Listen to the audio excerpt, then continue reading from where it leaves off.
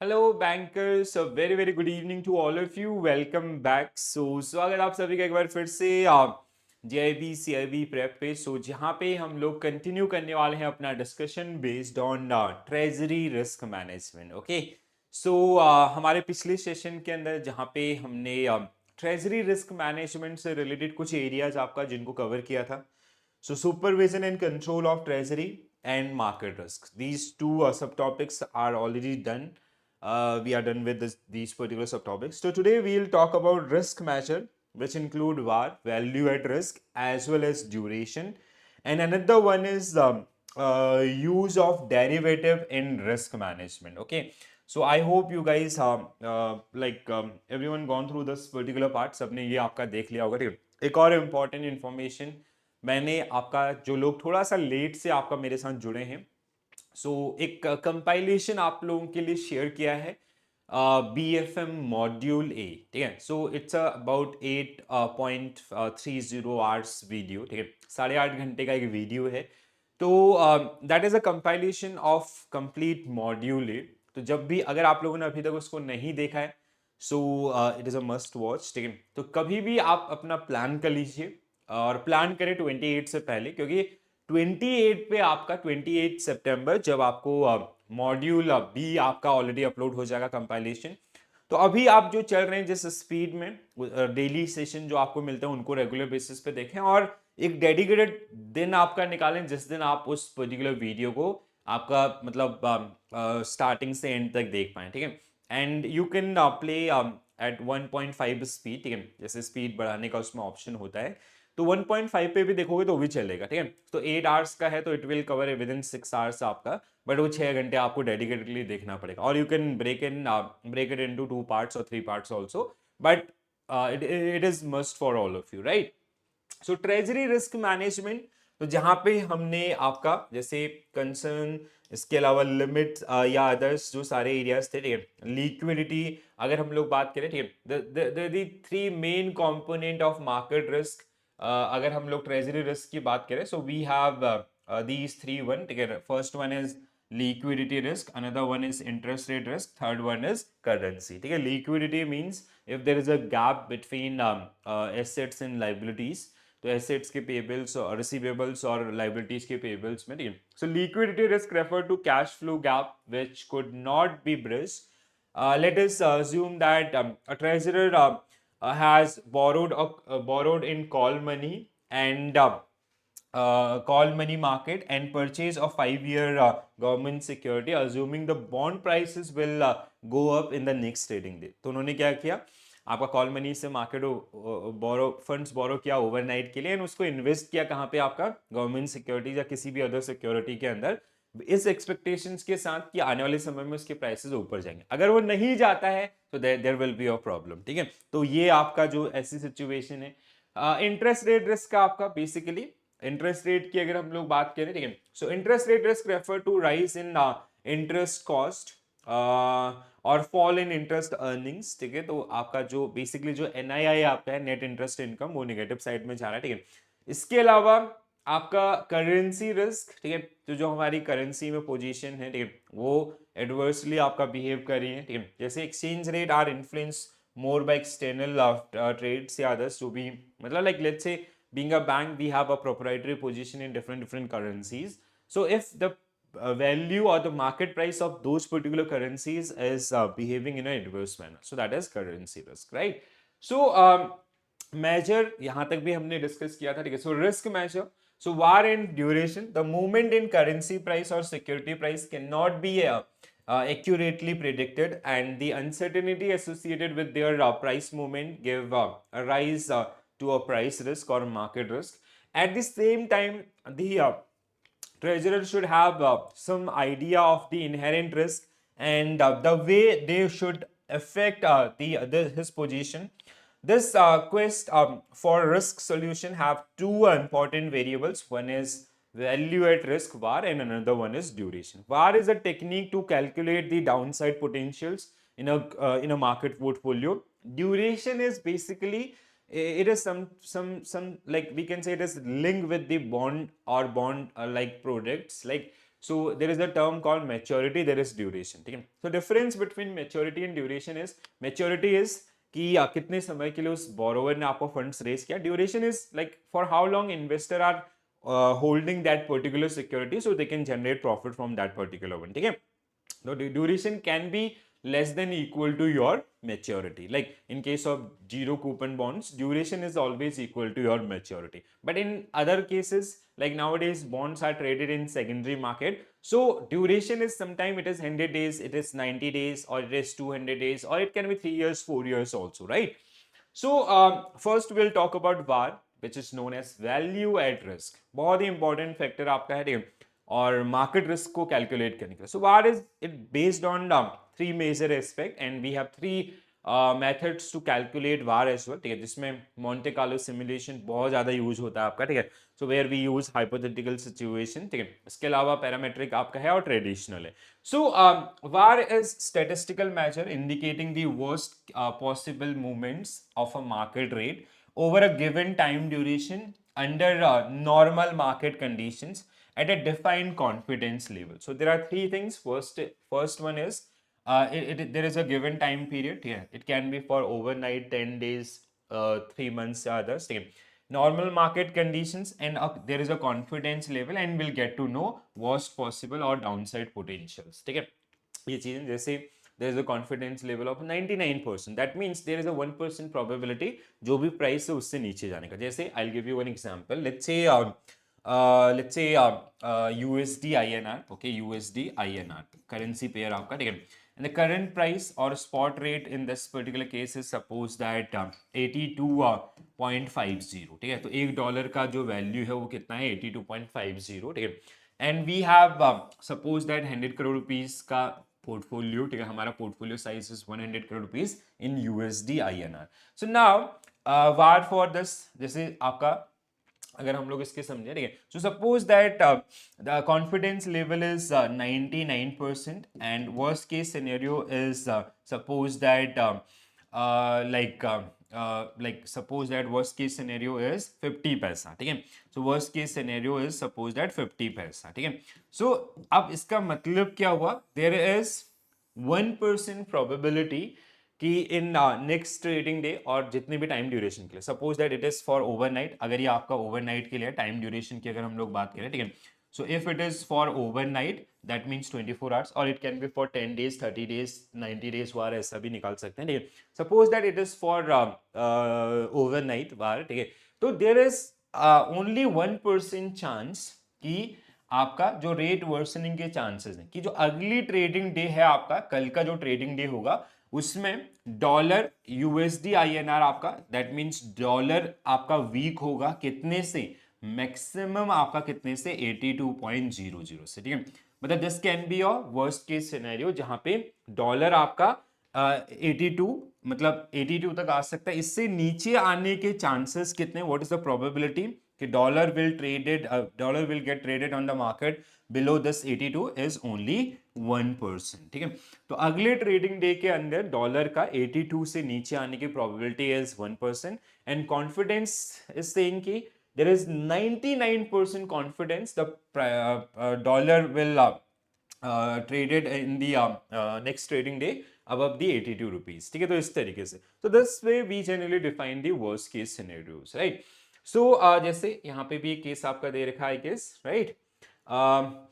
For instance an overnight, यहाँ पे भी overnight वार है of 45 पैसा for USD INR rate is at 95% confidence level, implies that there is only 5% chance of rate worsening beyond 45 पैसा next day, ठीक है. तो इन्होंने इनका जो आपका वर्स्ट केस सिनेरियो है दैट इज 45 पैसा for overnight war. So suppose that your USD INR, अगर हम लोग यूएसडी आईएनआर की बात करें, सो suppose that spot rate is same आपका 82.50, ठीक है.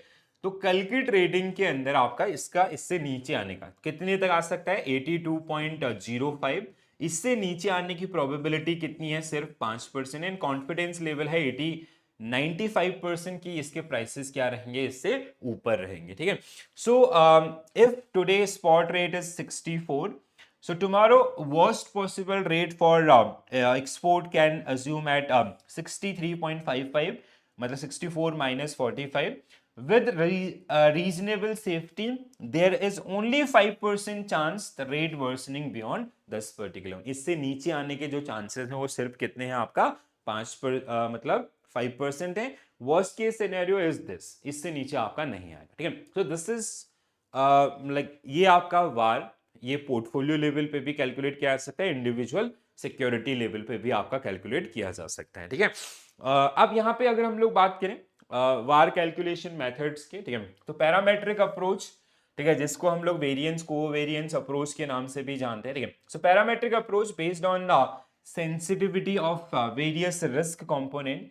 This approach is also called correlation approach or variance covariance approach. Variance covariance means it is synced with some indices or others. ठीक है, उनमें कैसे मूवमेंट हो रहा है और उसका हमारी सिक्योरिटी के प्राइसेस पे कैसे इम्पैक्ट आ रहा है. ठीक है. For instance, say the price of stock depend on sensitivity of index changes to interest rate changes and to change in the exchange rate. All components are built into a complex formula to arrive at the var of the stock. ठीक है, तो जैसे indices में जो changes हैं उसका impact आपका इसमें. तो the correlation line of the indices और आपका जो सिक्योरिटी का जो मूवमेंट है, प्राइस मूवमेंट है, उन दोनों को रिफ्लेक्ट करेगा. ठीक है. दूसरा आपका Monte Carlo simulation method. Generally इस मेथड के अंदर हम लोग क्या कर रहे हैं, we generally took some hypothetical scenarios. ठीक है, we create different scenarios, right, कि नेक्स्ट डे आपका prices of XYZ will move 10% up या आपका 15% डाउन. ठीक है, एक सिनेरियो ये हो गया. ठीक. Second scenario is suppose that it will go 25% up or 10% down, ऐसा second scenario. So we generally simulate these different scenarios in this particular model, right? So where a number of scenario are generated at random and their impact on subject means stock price, exchange rate and others get studies. ठीक है, तो ये आपका, अगर आपका like if your elective subject is risk management, so where we have number of cases based on var आपका parametric approach. ठीक है, इसके अलावा even traditional approach one also, right. Third one we have historical data, which is also known as traditional approach. The third approach is used to historical data to arrive at the probable loss. The historical data may simply be a time series data prevailing over a period like USD INR exchange rate of last 90 days.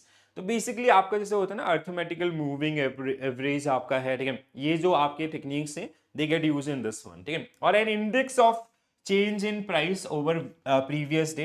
Progressive weightage may also be जैसे आपका moving average है, weighted average है, ये सब आपका. ठीक है, may be also assign to the data as more recent information has greater impact on future prices movement. ठीक है, तो progressive means the closer one, like जैसे एक तो होगा 6 महीने का एवरेज. ठीक है, 6 महीने का एवरेज इज लाइक कि हाँ ठीक है, एक वो दे देगा अभी रिसेंट कुछ ट्रेडिंग डेज के अंदर उसमें कैसे मूवमेंट आया है वो, क्योंकि अभी के जो लेटेस्ट इंपैक्ट है वो ज्यादा इंपैक्ट डालेंगे आने वाले प्राइसेस के ऊपर. ठीक है. दूसरा हमारे पास duration. So whenever we talk about duration, ये generally bonds के केस में यूज किया जाता है. As I gave you an example, like let's say there is a bond whose face value is 1000 and coupon rate is 7% per annum, which is payable half annually, and maturity is supposed that 10 years, right? XYZ company issued this bond. Okay. Now there is an investor. There are two investors. One is Mr. X who purchased this particular bond at the time of NFO, जब इस bond को introduce किया गया. And he hold this bond till maturity, मतलब आपका 10 साल तक उसने रखा. So in that case duration will equal to maturity. There is another investor Mr. A who purchased this bond when it get listed in secondary market and he sold within 100 days. तो इसने सिर्फ 100 days के लिए इस bond को आपका hold buy किया और sell किया. So duration will be this. ठीक है. So duration is basically हम लोग इसका फायदा क्या होता है कि इससे हम ये चेक करते हैं कि how long we need to hold that particular bond so will get our profit, our position will be in profit, right. So duration is a measure widely used in investment business through the concept of duration is applicable to all assets and liabilities where interest rate risk is present. To understand duration, we need to familiar with the concept of YTM, yield to maturity of bonds. The bond carry a coupon rate of interest which is payable on 100% value of the bond, which is called par value or face value. ठीक है, तो जैसे मैंने किसी bond का face value है, जैसे I hope everybody is aware about this particular one. ठीक है, so there is a bond whose face value is 100 and market price is supposed at 900. मतलब that means this bond is like getting traded in discount. ये अभी discount में है because at the end of maturity 10 साल की maturity है, तो this 900 will become 1000 और borrower will pay 1000 in this. अगर ये आपका है suppose that market price is 1200, so this bond is in premium. So because at the end of 10th year again they'll pay 1000, तो ये इसकी वैल्यू कम होगी. That means इस केस में आपका जो your current yield in this case will be less than, and in this case current yield will be greater than your coupon rate. ठीक है, जो भी कूपन रेट है उससे 7% है, तो इस केस में आपका कूपन रेट क्या होगा, ऑब्वियसली हाई होगा क्योंकि इसको 900 हो जाना है एंड में, और यहाँ पे आपका जो कूपन रेट होगा वो लेस देन आपका करंट यील्ड, जो भी आपका सॉरी कूपन रेट है वो आपका करंट यील्ड से क्या होगा, कम होगा, यहाँ पे आपका ज्यादा होगा. ठीक है, सो however the bond may be traded at discount, जैसे लेस देन 100 अगर फेस वैल्यू 100 है. ठीक है, और at a premium if it is more than 100 depending on the interest rate trends in the market. This is, I hope you get this particular one with this example. ठीक है, तो discount में कब होता है, जब आपका बॉन्ड फेस वैल्यू से कम पे ट्रेड हो रहा है. ठीक है, और डिस्काउंट में क्यों बोलते हैं इसको, because at the time of maturity जो बोरोवर्स है दिल पे 1000. ठीक है, जो भी फेस वैल्यू है वो उसके द्वारा पेबल होगी, और अगर ये इससे ज्यादा है that means it is in premium.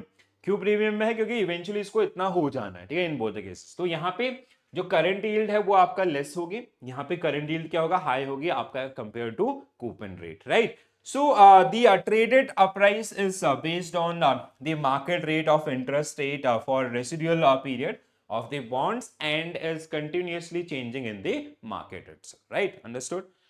So अब अगला और जो फाइनल एस्पेक्ट है that is uses of derivatives in treasury risk management. इन डेरिवेटिव के ऊपर हमारा अगला सेशन है. Next unit is completely based on derivative where will discuss derivative in detail. Right, और बहुत ही इंपॉर्टेंट एंड इंटरेस्टिंग टॉपिक है और बहुत सारे क्वेश्चन आपको वहां से देखने के लिए मिलेंगे. ठीक, and I will take at least 1 hour 2 session based on derivative. Do not worry about that. ठीक है, so derivative are I hope everybody know about derivative. ठीक है, so derivative को कैसे define करते हैं, derivative are financial instruments whose value is derived from or dependent upon an underlying asset. ठीक है, underlying asset could be stock, currency, commodity, indices and others. ठीक है, तो बहुत सारे आपके इसकी जो वैल्यूएशन है काफी ज्यादा कॉम्प्लेक्स होती है. ठीक है, इतनी कॉम्प्लेक्स कि उसमें नोबेल प्राइजेस आपके मिले हुए हैं. ठीक है, सो अगर हम लोग बात करते हैं आपका डेरिवेटिव्स वर्सेस ट्रेजरी. अब ट्रेजरी के अंदर क्या होता है generally, let's say if we have some surplus money. ठीक है, शॉर्ट टर्म में हमारे पास कुछ सरप्लस मनी है, सो और even sometime what we do, we borrow from call money or from money market and we lend that particular one in derivative if we get some arbitrage in the market. ठीक है, कोई भी ऐसी opportunity आपकी होती है तो जिससे बैंक का या ऑर्गेनाइजेशन का जो प्रॉफिट है उसको इंक्रीज कराने के लिए भी ये इस्तेमाल किए जाते हैं. ठीक है, तो derivative are financial contract which drive their value based on an underlying market और कमोडिटी और financial product. Derivative are used to protect treasury transaction from market. So it can be used for hedging, जैसे यहाँ पे लिखा है, और even someway it can be use for speculation also. ठीक है, एज वेल. तो जो आपका ओटीसी है जैसे forward is generally use for the hedging purpose, और जो आपका फ्यूचर ऑप्शंस हैं they are generally get use for the speculation और trading purpose by the treasury. Right, derivative are also useful for managing balance sheet risk, asset liability management. For instance if a asset is highly sensitive to interest rate changes and if we have a view that the rate are likely to rise, we can swap fixed rate interest into floating rate by entering into a interest rate swap.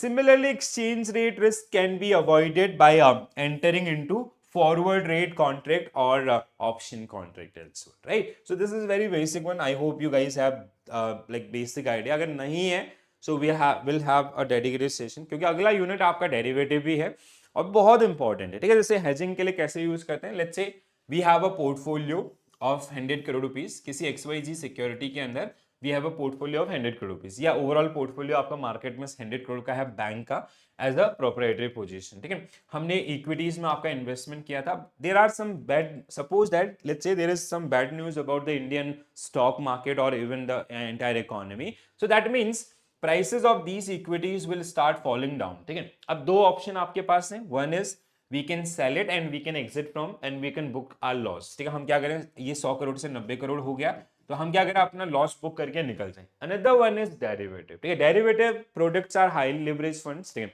They are highly leverage funds, you do not need to invest the entire value. जैसे to enter in this 100 crore rupees portfolio, you do not need to pay a single rupee because we do have underlying, we own these underlying, ठीक है। तो इन्हीं को place करते हुए we can sell future of this future or future indices और future of this particular security, जैसे यहाँ पे हमारे बाय पोजीशन है कैश में, तो हमने डेरिवेटिव में क्या किया, हमने इसको आपका 100 करोड़ का ही सेल कर दिया, अगर हमें पता है कि आने वाले समय में मार्केट आपका हो सकता है थोड़ा नीचे आए। So now after entering in this particular contract there will be आपका एक सिंगल रुपए का नुकसान नहीं होगा। और आपके अब एक इंटरेस्टिंग चीज क्या है कि डेरिवेटिव में जब हम एंटर करते हैं, ये आपके डाउनसाइड पोटेंशियल को तो प्रोटेक्ट करते ही करते हैं, बट ये आपके अपसाइड को भी ब्लॉक कर देंगे। मतलब इसके बाद after entering into this contract आपको ना तो 1 रुपए का प्रॉफिट होगा, ना ही 1 रुपए का नुकसान होगा। वाई सो? देखो आपका नुकसान क्यों नहीं होगा, क्योंकि अगर ये सच में नीचे आता है तो इस यहां से आपको फायदा होगा, ठीक है। यहां से नुकसान होगा, इस पोजीशन से इससे आपको फायदा होगा। और अब ये जनरली क्या होगा, ये तो नीचे आ गया, जैसे सपोज दैट आपका 100 to 90 करोड़ आ गया, ठीक है। तो ये आपका क्या हो जाएगा, यहां से आपको you will get 10 crore rupees from here and you will lose 10 crore rupees from here, ठीक है, ऐसा रहेगा।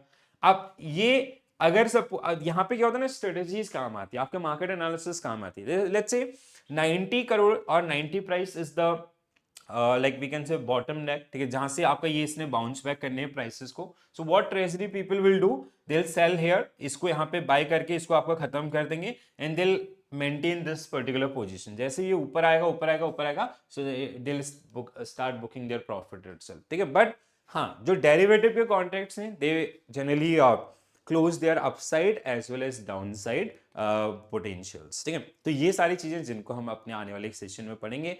We'll start from the basic of derivatives as well as all the 4 type of derivative, their payoff, their uses, and some important strategies which we generally use in the market to protect our portfolios or to gain from the any kind of arbitrage or other opportunities which are available in the market, ठीक है। तो ये आपका treasury risk management, तो जिसमें derivative was the last one and uses of derivative बहुत ज्यादा होता है आज के डेट में, ठीक है। बहुत बल्क में ट्रेड्स भी होती हैं और बैंक भी खुद भी बहुत ट्रेड आपस में करता है, ठीक है। बहुत सारी ऐसी अपॉर्चुनिटीज हमें मिलती हैं जिससे हम बैंक के प्रॉफिट को मैक्सिमाइज कर सके। तो वो सारी चीजें जो हमारे लिंकअप है अगले सेशन के साथ, ठीक है। तो गाइज एक मॉड्यूल ए का कंप्लीट कंपाइलेशन मैंने आपको ऑलरेडी प्रोवाइड कर दिया है। आई होप आप लोगों ने देख लिया होगा, नहीं देखा है तो जरूर देखें उसको, ठीक है। जो लोग खासकर थोड़ा लेट ज्वाइन किए हैं, ठीक है, जो इनिशियल से आपका नहीं थे, and you can play it like जो स्पीड होता है ना चेंज करने का, 1.5 में चलाओ, 8 आवर्स का है तो 6 घंटे के अंदर आपका पूरा हो जाएगा। मैं ज़्यादा से ज़्यादा 2 स्लॉट आपसे मांगूंगा, मतलब अगर 8 आवर्स 6 आवर्स एक साथ बैठना पॉसिबल नहीं है तो divided into 2 parts, 3 hours 3 hours का 1.5 की स्पीड के साथ, ठीक है। तो वहां पे आप उसको देखिए, बट जब भी देखें ना डेडिकेटेड होके देखें, ठीक है, जब भी आपका टाइम मिले। और 28 सितंबर से पहले देखें, क्योंकि 28 सितंबर को आपका मॉड्यूल भी रिलीज हो जाएगा, तो आप फिर अदरवाइज थोड़ा सा आपका प्रॉब्लम हो जाएगा, ठीक है। एंड दिशा मैम ने ऑलरेडी क्लासेस लेना स्टार्ट कर दिया है BRBL के लिए। BRBL की रेगुलर सेशन आपको मिले very soon, will start with module your ABM also. सबसे पहला पेपर ABM है, ठीक है। तो ABM की क्लासेस आपके स्टार्ट हो जाएंगे, then Disha ma'am after completing BRBL she will start the ABFM also, right. तो इस तरीके से हम लोग आपका पूरा सीक्वेंस आपका लेके चलेंगे। तो दोस्तों आज के लिए इतना ही करते हैं, I will see you tomorrow at same time. And if you like the session, please do share with your friends also. And if you are new to our channel, please do subscribe. So this is it from our side. Thank you for watching this session. Bye bye. Take care all. Have a nice day. Thank you.